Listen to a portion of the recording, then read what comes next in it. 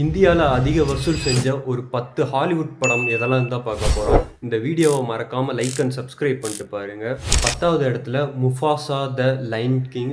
இது 2024ல வெளியான படம். கிட்டத்தட்ட 132 கோடி ரூபான்றத பாக்ஸ் ஆஃபீஸ்ல கலெக்ட் பண்ணியிருக்கு. 9வது இடத்துல இருக்குது த ஒடிசி. இது 157 கோடி ரூபான்றத கலெக்ட் பண்ணியிருக்கு. இந்த படம் 2026ல் ரிலீஸ் ஆனது. 8th பிளேஸ்ல 2019வது வருஷம் ரிலீஸ் ஆன த லைன் கிங். இது 158 கோடி ரூபான்றத கலெக்ட் பண்ணியிருக்கு.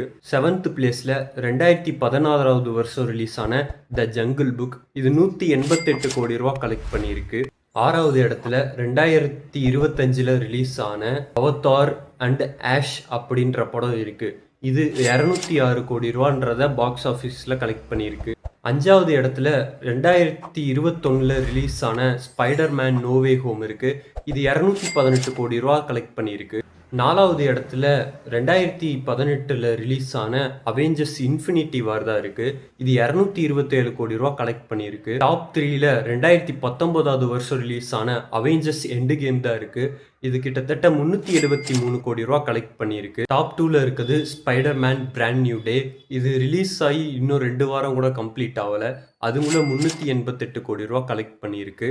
இந்தியாவிலே அதிகமாக கலெக்ட் பண்ணி பிளேஸை பிடிச்சிருக்குது Avatar the way of water.